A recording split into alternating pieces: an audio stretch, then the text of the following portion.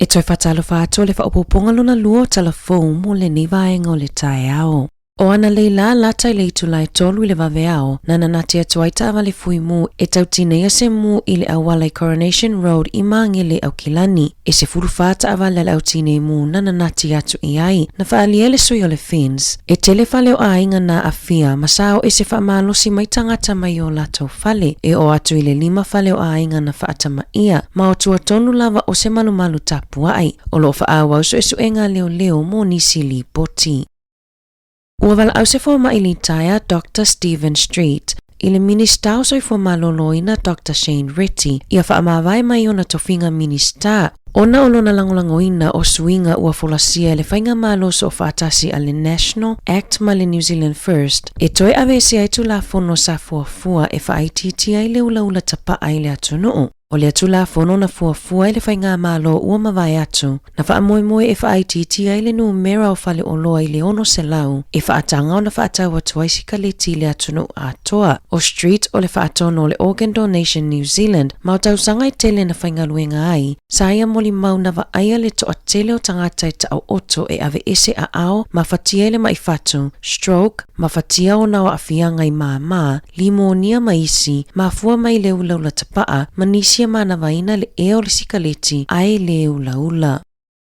O lo ofea ngai au nanga moa o nga amata ma whaafita auli, o le pa uma wa lalo o numera o whanawiti, e le sitala atu ia o nga amata, na whaamawina I whaamaumaunga le tausanga talua I le pa uma wa lalo le numera, o tamaite ulu whale ia o nga amata, whaapele whaititia o itu la ea o nga ai. E se lauli maiva o nga amata na tapunia I tutonu o le se fululua masina, e o mai le whaai ungo yuni le luafe lua, whaatoluina le numera, pe afua I le luas fululua tausanga taluai, e tusa ai ma whaamaumaunga, e latai le se lawa o nga amata na tapunia I le tausanga nei, ma olo o iai le popolenga ini suinga o le atula I mai, I fofuanga le whainga malo fauso o whaatasi.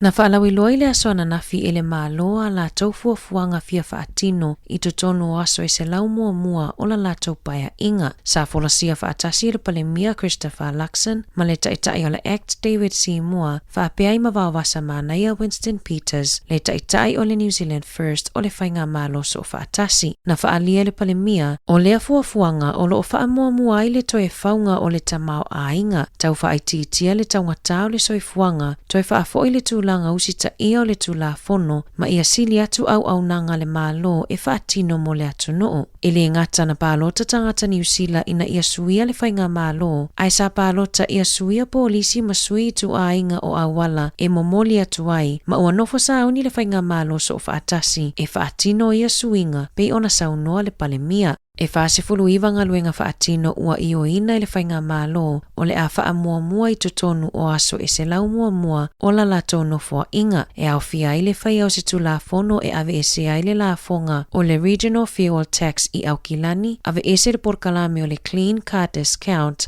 ave ese le tu la fono o malilienga mo tutongi mga luenga talawhea ngai, ave ese le tu la fono mo suawai e tolu po le 3 Waters, maisi lava vaenga o le a ave ia I le whaamua ale malo.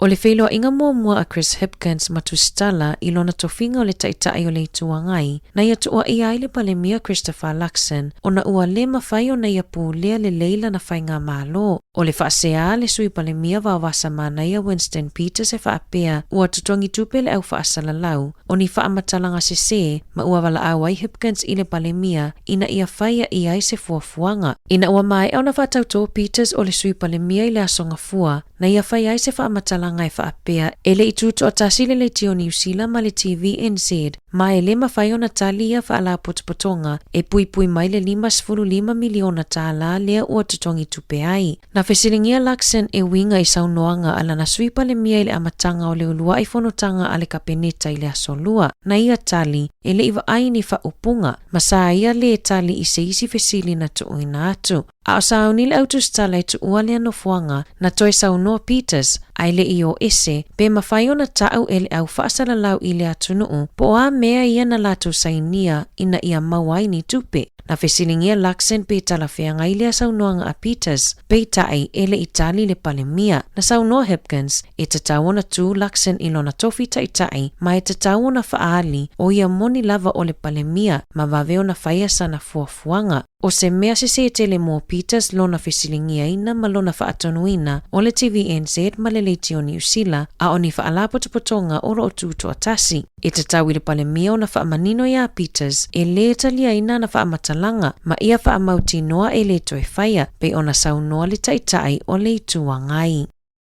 E lata ile 5% o fōmai po trained nurses mai fafo ua mai au na le stala e ngā lulua i New Zealand e malanga mai i initia talona tatala pa pui mo fewa inga whaavao malo i le tausanga taluai pe ona lipotia i whaamaumaunga lata mai a le ofisa o fe malanga inga. I whaamaumaunga na whaalia ai o le tolu afe lua se lau ono tolu mai le ono afe ono se lau o talosanga mo visa na talia ia ulai le tausanga taluai o fōmai mai initia. E tolu afe 5 se lau tolu sfultasi visa ua taliaina talu ona a mata le porkalame mo le Accredited Employer Work Visa po le visa mo tangata e aito mai o lo omoomia i New Zealand le ana tatala i le aso fao iulai le lua afe lua. Lua afe tolu se lau lua faa o initia ma le fitu se lau 5 sfultasi mai Filipaina. Na faalia le pulisili o le asosio foma i New Zealand Kerry Nuku e pea o le faa afe i le 5 afe avanoa whaingaluenga mo foma i po o nurses o lo mia i New Zealand le taimi nei. E talitonu nuku, ua filifili e tamaitia o ngai tau aveina mata upu whaafo mai e malanga i au se tālia e a o ngai. Ona o whaamanu ianga e maua, peo lea o nga fua i mata upu whaafo mai, sili atu le tutongi e maua, mai wha o Sofia i fo i le whaingaluenga.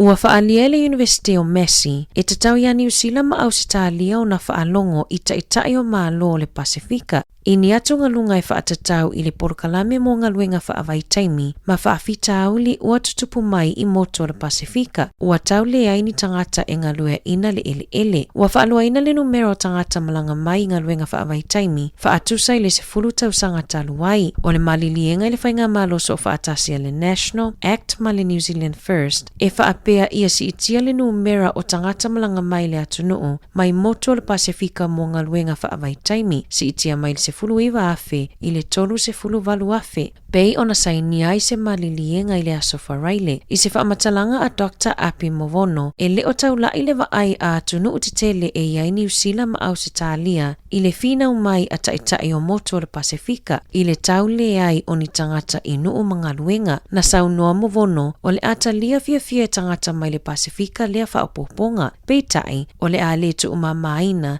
e taitai o malo. Ua tautino le polenu o Wellington e Tori whanau, lona whaafita awili i le tangofia o le awa malosi, i le mai ai o isi mata upuna awhi ai whanau, i le whaasua awa i no fuanga lau tele. Na fesilingele le tio New Zealand le polenu i se mata upuna tula i mai i whai ungo vai aso e lua taluai. Na tali whanau i sana tustusinga e whaapea, o lo o iaiso na whaafita awili i le pia. Ma ua langona lona maasiasi i ana mionga na whaalia. Ua sa ili fesosoani i ana wo a inga ma wo i le ngaluenga, mo se fesosoani i lea vaenga. Ua sa ili fesosoani foi i le awata mamai mo ni fautuanga. Ua langona lo usese, ai o lo tumau pele nau e ngalue ma whaatau nuu matawhai o i whaapule nuu mo le a ai o Wellingtone. Nisi o tustusinga whanau na whaalawi loa mai ana nafi. Na ia fautua ina tangata lau tele o loo mafatia ia afianga o le tangofia o le awa malosi, ina ia sa ili fesosoani, matu maule wha maoni i tiute ma matawhaioi, ua tōwhia e ngā lulue ai.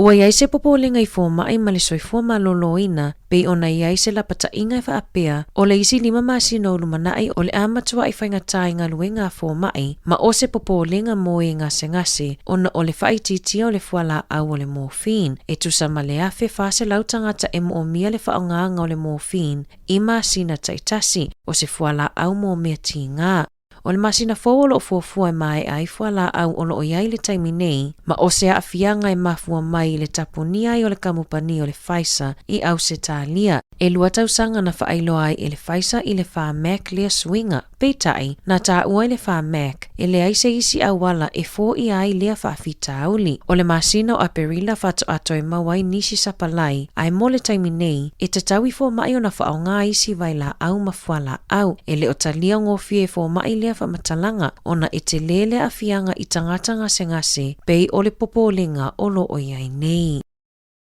Na si itia mawalunga le numera o leo wha a upenga ina na wa aia ile aia wairarapa na nafi ona o nio so wha inga e to atasi le tangata na loka ina wha atasi ai mafuala au wha sa ina o whana masita avale na ave e leo e luas furuwalu tausanga o le alii o le atula e iluma le wha masinonga wha aito maloa mastone i se taimi o le aso. I taalonga, na tatalai au kilani se polo ke tifou mo tangata Pasifika i le lakapi, e whaataua i le sao o toa mai le Pasifika i le taalonga o le lakapi. O le Pacifica Rugby Hall of Fame, na tatalalo ia i le susunga sa vai Sir Michael Jones, mana whaatasia tuai nisi o toa o le Pasifika ua ilonga i le lakapi. E awhia i manisi o lo taa alopea i le taimi nei, o nisi na mai mua mai ilunga o penga tawhailangi i le sauninga mo le tatalanga o lea polo keti.